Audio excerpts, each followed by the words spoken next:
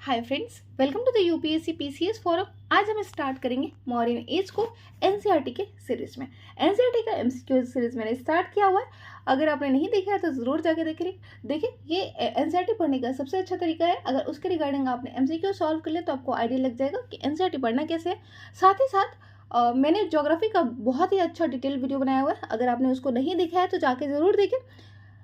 और इसके साथ आप हमारे Telegram channel UPSC PCS forum को ज्वाइन कर सकते हैं, क्योंकि वहाँ पर मैं डेली न्यूज़ का जो द हिंदू और इंडियन एक्सप्रेस है उसके कुछ इंपॉर्टेंट आर्टिकल्स वहाँ पे शेयर करती हूँ। तो अगर आप डेली न्यूज़ को फॉलो नहीं कर पा रहे हैं या कुछ इश्यू हो जा रहा है तो आप वहाँ जाके इंपॉर्टेंट आर्टिकल मैं वहाँ शेयर करती हूँ, जाके पढ़ सकते हैं। और उसका इंपॉर्टेंस आपको पता ही है, एग्जाम के प्रीलिम्स, इंटरव्यू, मेंस तीनों में ही बहुत इंपॉर्टेंट होता है। तो चलिए स्टार्ट करते हैं आज के क्वेश्चन नंबर फर्स्ट से। मौर्यन एम्पायर। मौर्यन एम्पायर का जो एस्टेब्लिशमेंट होता है, आपको पता है कि जो नंदा डायनेस्टी का जो लास्ट रूलर होता है धनानंद, उसको डिफीट करके मौर्यन एम्पायर की स्थापना की जाती है। और वो किसके द्वारा की जाती है? चंद्रगुप्त मौर्य के द्वारा। और इसमें उनके कौन हेल्प करते हैं? वो हेल्प करते हैं आपके चाणक्य, जिनका नाम विष्णुगुप्त और कौटिल्य भी है। तो देखते हैं पहले number question, the first empire. वो तो यहाँ पर होना चाहिए first Mauryan empire was established by which ruler in India. तो वो है चंद्रगुप्त मौर्य। और उन्होंने स्टेब्लिश किया था नंदा डायनेस्टी के जो लास्ट रूलर थे धनानंद, उसको डिफीट करके। उनको कहा जाता है फर्स्ट एम्पायर ऑफ इंडिया। क्यों? क्योंकि उन्होंने पहली बार इंडिया को सक्सेसफुली यूनिफाई किया था। उनका एम्पायर फैला हुआ था Bihar, parts of Orissa, Bengal, west and north western India and Deccan region है। तो ध्यान रखेंगे कि उनका एम्पायर कहाँ कहाँ तक फैला हुआ था। Second number question, which among the following territory is not became the part of Mauryan Empire after the failed invasion of Seleucus Nicator। तो Seleucus Nicator एक्चुअली कौन थे? Seleucus Nicator जो थे वो जो ग्रीक एम्पायर थे, जो अलेक्जेंडर थे, उनके इंचार्ज थे।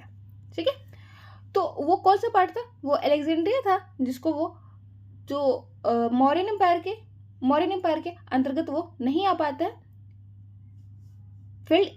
After the failed invasion of Seleucus Nicator. तो और अलेक्जेंड्रिया एक सिटी होता है कहाँ का? इजिप्ट का, जो कि फाउंड किया गया था अलेक्जेंडर के द्वारा। सेल्यूकस निकेटर होता है जनरल अलेक्जेंडर का। और जब अलेक्जेंडर यहाँ से रिट्रीट करते हैं तो वो इंचार्ज किसको बनाते हैं? सेल्यूकस निकेटर को। और कहाँ का? जो मॉडर्न एरिया होता है अफगानिस्तान, ईरान और इराक का।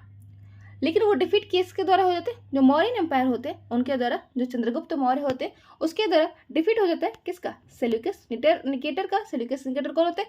इंचार्ज होता है अलेक्जेंडर का। और कौन से एरिया का? जो मॉडर्न डे अफगानिस्तान, ईरान और इराक वाला रीजन है वहां का। ठीक है, अब थर्ड नंबर क्वेश्चन देखते हैं। The success of Mauryan empire lies in backdrop of spread of material culture from the Gangetic valley to other region of the subcontinent, which among the following factor were responsible for the prosperity of Mauryan empire. तो हमें बताना है कि कौन सा reason रहा है जो प्रोस्पेरिटी का रीजन बना, कारण बना मौर्यन एम्पायर का। तो इंटेंसिव यूज ऑफ आयरन। आपको पता है मगधा जो था, मौर्यन एम्पायर मगधन रूलर थे। ठीक है, और मगधा जो था, मगधा का जो ग्रेट महाजनपद बनने के पीछे मेन रीजन क्या था? One of the important reason intensive use of iron. तो ये तो बिल्कुल सही है कि ये प्रोस्पेरिटी का रीजन बना। दूसरा, large scale use of punch marked coins. तो पंच मार्क जो कॉइन्स है वो यूज होने लगे था, जो ट्रेड में काफी हेल्प करने लगा था। इसके पहले आपको बताया था मैंने कि इंडस वैली सिविलाइजेशन के टाइम पे कोई भी कॉइन्स का यूज नहीं होता था, पंच मार्क कॉइन का यूज नहीं होता। उस टाइम पे बार्टर सिस्टम हुआ करता था। बार्टर सिस्टम का मतलब क्या होता है कि आप एक्सचेंज में, अगर आप चावल ले रहे हो और उसके एक्सचेंज में आपको मिलेगा गेहूं और ये सारी चीजें मिलती थी, cloth. Introduction of burnt bricks and ring wells. तो ये भी सही है, इंट्रोडक्शन ऑफ बंट ब्रिक्स होता है और रिंग वेल होता है। वैसे बंट ब्रिक जो है हमें देखने को मिलता है आईबीसी के टाइम पे। ठीक है, extensive trade with Roman empire. तो नहीं, एक्सटेंसिव ट्रेड जो है वो रोमन एम्पायर के साथ नहीं देखा जाता है। ऑप्शन नंबर हो जाएगा 1, 2, 3। ठीक है, तो द न्यू मटेरियल कल्चर जो होता है गैंगेटिक बेसिन का, वो बेस्ड किसके ऊपर होता है? यूज ऑफ आयरन के ऊपर। राइटिंग, आपको पता है इंस्क्रिप्शन जो होता है वो मौर्यन एम्पायर के टाइम पे काफी इंक्रीज हो जाता है। जो अशोका होते हैं इंस्क्रिप्शन के द्वारा लोगों से कम्युनिकेट किया करते थे। पंच मार्क कॉइन का यूज होने लगता है प्लेंटी मात्रा में। एबंडेंस यूज होता है किसका? जो पॉलिश्ड ये पॉटरी होता है, और मेनली कौन सी पॉटरी यूज करते थे? नॉर्दर्न ब्लैक पॉलिश्ड वेयर का यूज किया जाता था। नॉर्दर्न ब्लैक पॉलिश्ड वेयर का यूज किया जाता था किसके द्वारा? जो मौर्यन अंपायर थे, जो मगधन रूलर थे। इंट्रोडक्शन होता है किसका? बर्न्ट ब्रिक्स का, रिंग वेल्स का, और ये सारे ही रीजन होते हैं किस? राइज ऑफ नॉर्थ ईस्टर्न यानी Magadhan ruler of Magadhan empire. हम देखते हैं इसके रिगार्डिंग कौन से क्वेश्चन है। With reference to the Chandragupta Maurya which the following statement are correct. तो चंद्रगुप्त मौर्य के रिगार्डिंग यहाँ पे कौन सा स्टेटमेंट जो है वो करेक्ट है? He liberated the northwestern India from the Greek rule by defeating Darius II. Under his reign, Pataliputra was the capital of Mauryan Empire. तो हाँ, पाटलिपुत्र तो मौर्यन एम्पायर का जो कैपिटल बन गया था। इसके पहले जो थे हर्यका वंश के, किसने सबसे पहले पाटलिपुत्र राजधानी बताई? तो उदयन ने, जो अजात शत्रु के पुत्र थे, उन्होंने राजगृह से कहाँ ट्रांसफर किया था कैपिटल को? पाटलिपुत्र में। तो ये ध्यान रखेंगे। जो सेकेंड वाला तो सही है, लेकिन जो फर्स्ट ऑप्शन है वो इनकरेक्ट है, क्योंकि यहाँ पे डेरियस नहीं है। अभी हमने जस्ट देखा कि वो सेलिकस निकेटर थे, जिनको हरा के नॉर्थ वेस्टर्न इंडिया को लिबरेट किया जाता है चंद्रगुप्त मौर्य के द्वारा। तो ऑप्शन नंबर जो फर्स्ट है वो इनकरेक्ट हो जाता है, और सेकेंड जो होता है हमारा स्टेटमेंट सेकेंड सही हो जाता है, ऑप्शन बी हो जाता है हमारा करेक्ट। तो देख लेते हैं एक बार एक्सप्लेनेशन में। चंद्रगुप्त मौर्य जो कि फाउंडर होते हैं मौर्यन एम्पायर के, और उनका कैपिटल होता है पाटलिपुत्र, जो कि अभी रिसेंट में बिहार में है। और चंद्रगुप्त मौर्य क्या होते हैं? लिबरेट करते हैं नॉर्थ वेस्टर्न इंडिया को ग्रीक रूलर जो होते हैं by defeating general of Alexander, जिनका नाम होता है Seleucus Nicator. Fifth number question देखते हैं। Consider the following statement with reference to the ancient text Indica के बारे में हमें बताना है कि क्या कौन सा स्टेटमेंट जो इनकरेक्ट है। इनकरेक्ट स्टेटमेंट हमें बताना है। तो it was written by Greek ambassador Megasthenes at the court of Chandragupta Maurya. तो हाँ, ये लिखा गया था, ग्रीक एम्बेसडर जो थे, जो चंद्रगुप्त मौर्य के कोर्ट में आए थे, मेगास्थनीस, उनके द्वारा ही लिखा गया था। तो फर्स्ट ऑप्शन तो हमारा हो जाता है करेक्ट। फर्स्ट स्टेटमेंट जो है हमारा करेक्ट है, लेकिन यहाँ पे पूछ रहा है incorrect statement. It was translated into Latin by Roman scholar Justin in 2nd century AD। तो ऐसा नहीं था, ठीक है, क्योंकि इसका कोई ट्रांसलेशन नहीं होता। हाँ, भले ही ग्रीक राइटर्स के द्वारा इसके कोटेशंस का यूज किया गया था, बट ये जो मेगास्थनीस का जो इंडिका है वो अपने फुल फ्लेज बुक के रूप में एग्जिस्ट नहीं करते हैं, ठीक है, लेकिन उसके कोटेशंस का यूज किया गया था किसके द्वारा? ग्रीक जो राइटर्स थे उनके द्वारा, ठीक है। और इसके फ्रैगमेंट्स को कलेक्ट करके पब्लिश किया गया था as a book of Indica, ठीक है। तो 6 नंबर क्वेश्चन देखते हैं। With reference to the Mauryan empire Chandragupta Maurya which of the following statement are correct. तो हमें बताना कौन सा स्टेटमेंट करेक्ट है चंद्रगुप्त मौर्य के रिगार्डिंग। तो during the last phase of his reign he converted to Jainism. तो ये तो बिल्कुल सही बात है, मैंने बताया था कि ये साउथ इंडिया चले जाते और वहां पर संलेखना एक जैनिज्म का कंसेप्ट होता है, अपने प्राण को त्याग, जीवन त्याग करने का। तो उसके द्वारा ये अपने जीवन का त्याग करते हैं। He spent his life last year of life in Ballabhi as a Jain ascetic. नहीं, वो गुजरात में तो नहीं करते हैं, ठीक है।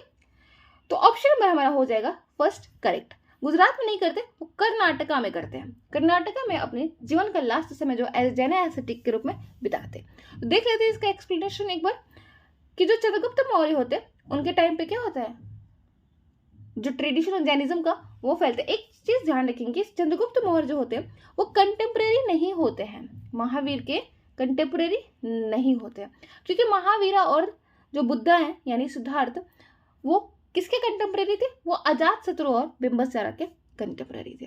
तो इस चीज को ध्यान रखें। स्प्रेड जो होता है जैनिज्म का, उसमें चंद्रगुप्त जो कर्नाटक में स्प्रेड होता है उसमें चंद्रगुप्त मौर्य का भी इंपॉर्टेंट रोल रहता है।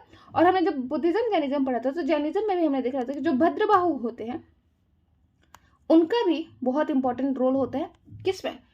जैनिज्म का स्प्रेड में, मतलब जो साउथ इंडिया में स्प्रेड होता है जैनिज्म का, उसमें उनका बहुत बड़ा रोल रहा है, क्योंकि फेमाइन आ जाता है कहाँ पे? मगध एरिया में, और जिसकी वजह से कुछ जो जैन होते हैं भद्रबाहु की लीडरशिप में चले जाते हैं साउथ इंडिया, और इस तरीके से वहां पे भी जो जैनिज्म है वो स्प्रेड हो जाता है।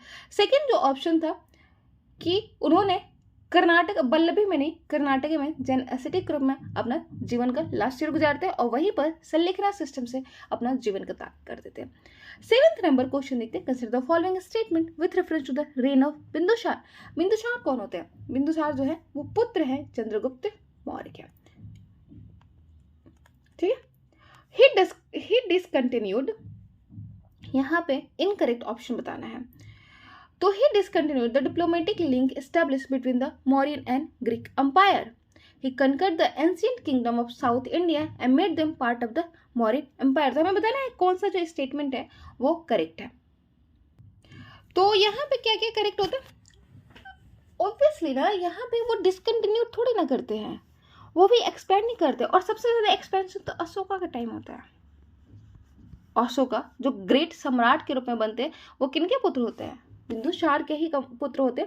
तो वो डिसकंटिन्यू नहीं करते, वो कंटिन्यू करते। डिप्लोमेटिक जो लिंक एस्टेब्लिश होते हैं मौर्यन और ग्रीक एम्पायर के बीच में। तो फर्स्ट ऑप्शन तो इनकरेक्ट हो जाता है हमारा।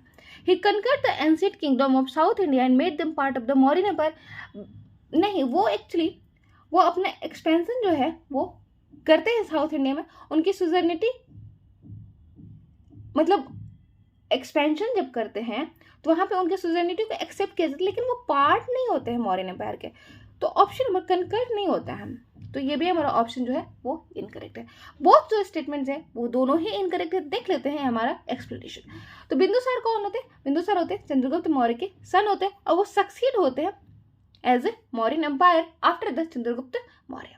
और अपने प्रेडिसेसर यानी चंद्रगुप्त मौर्य के जैसे ही वो कंटिन्यू करते हैं डिप्लोमेटिक रिलेशन ग्रीक रूलर के साथ, ठीक है। और साउथ इंडिया में उनकी सुजर्निटी को एक्सेप्ट तो किया जाता है, मौर्यन एम्पायर की जो सुजर्निटी होती है उसको एक्सेप्ट किया जाता है, लेकिन वो पार्ट नहीं होते एम्पायर के, ठीक है। तो ये ध्यान आपको रखना है। और उनके ही रेन में क्या होता है, मौर्यन एम्पायर जो होता है वो एक्सटेंड कर देता है मैसूर तक, ठीक है। साउथ का जो मैसूर होता है वहां तक वो एक्सटेंड कर देता है। 8 नंबर क्वेश्चन देखते हैं। He was the first ruler of ancient India who tried to take his message to people through inscription. He was also the only king in the history of the world who gave up conquest after winning a war. He was converted to Buddhism after the only major war in which he participated.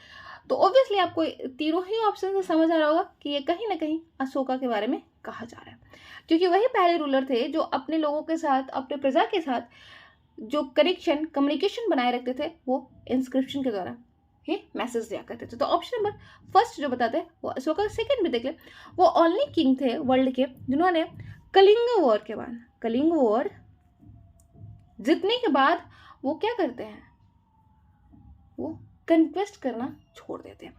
तो ये भी बिल्कुल बताते हैं अशोका को, और वो convert हो जाते हैं बुद्धिज्म में। तो ये भी बिल्कुल सही बात है। तो ऑप्शन नंबर जो है वो अशोका के बारे में बताते हैं। ये सारे ही स्टेटमेंट, सारे ही कैरेक्टरिस्टिक किसके रिगार्डिंग, अशोका के रिगार्डिंग। तो ऑप्शन हमारा ए हो जाता है करेक्ट। मोस्ट फेमस जो मौर्यन रूलर रहे हैं वो कौन रहे हैं, अशोका रहे हैं। और वो फर्स्ट रूलर रहे हैं जो इंस्क्रिप्शन के द्वारा अपने लोगों को वो मैसेज दिया करते थे।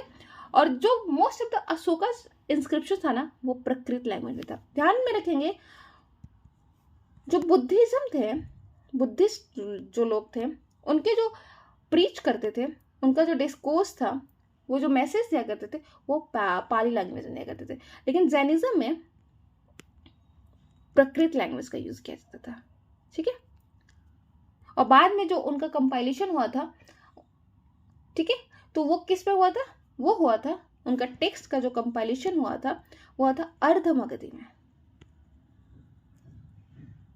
तो ये सब आपको ध्यान रखना है।